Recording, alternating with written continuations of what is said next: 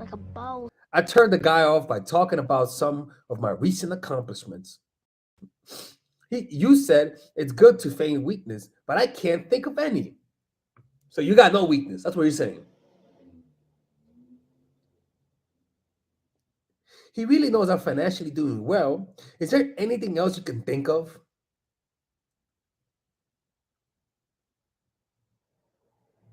Is there any kind of weakness that would be bad to expose? Well, the only weakness,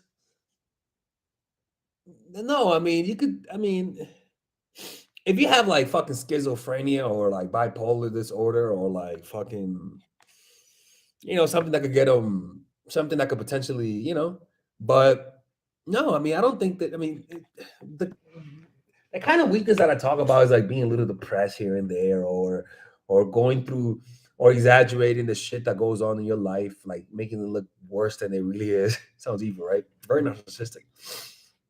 Um, but even if you're doing well, you could just talk about how you might have some debts, or how you got to pay this off, pay that off, how you hate your job. Like you can't act like your life is perfect to some people, because they feel insecure. Um, is there any kind of weakness that would be bad to expose? Again, a bad weakness would be you're not over your ex. A bad weakness would be that you cut yourself. Like that kind of stuff is not the kind of like hot weakness. That kind of stuff like makes men say, you know what, I ain't dealing with that shit. You know, and some weakness you gotta expose later on, like the ones that are not socially acceptable. Like it's socially acceptable to talk about that you have depression. It's not socially acceptable to talk about that you have schizophrenia. You know, or multiple personality disorders. You gotta let him find out later on once he's in love with you. You know, um, to know I am not making it worse by feigning the wrong weakness. I'm guessing not being good at boundaries and being too emotional, which are true, aren't good example. Yeah, that's not a good weakness. Like you can't say I text a lot and I can't stop texting or not. Ain't no weakness that means you shouldn't have a weakness that says I can't control myself with you. The weakness that you have should be the type of weakness that should sort of make him feel like you're distant. You're too busy, and because you're busy, you can't see him. This is actually a really good video. Actually, excuse me. You're too busy, you can't see him. Actually, let me put that as a video. Types of weakness you should reveal to men.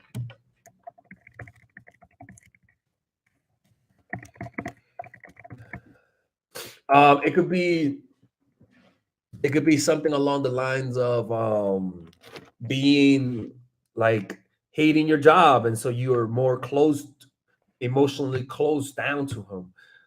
It could be that you hate your family and that's why you're sad. All of those things are things that he could help you fix, are weaknesses you want to bring up. But don't talk about weaknesses that means that he has no control over you, that means you could potentially hurt him, or socially unacceptable weaknesses. That's not the type of thing that you want to reveal.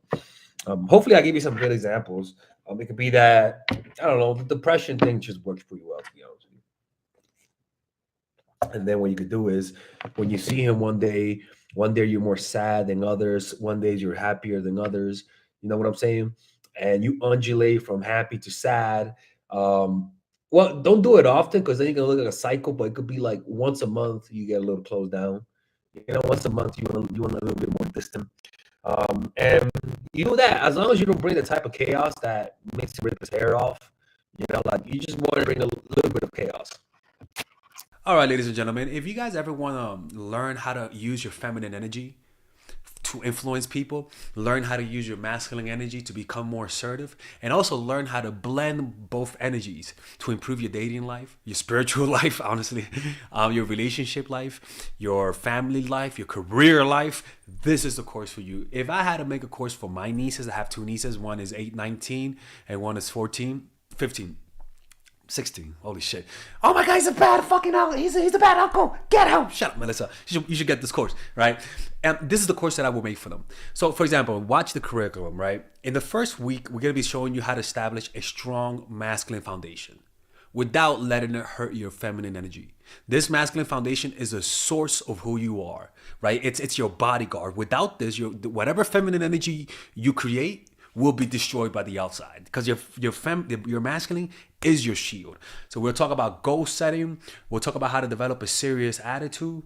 We're gonna be talking about how to use more logic, how to use more goal-oriented behavior. It's more how to be a man.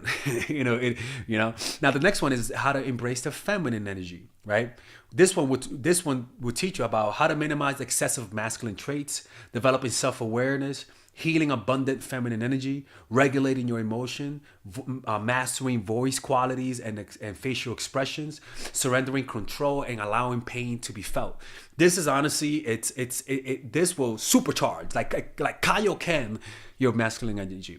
After that, we have femininity in the workplace, and how to be feminine in the workplace without letting people take advantage of you, and the nuances of how women of power should behave versus women who are subordinates in the workplace, and even the dress code. This is based on psychology, people. It's kind of insane. I'm actually excited about this one.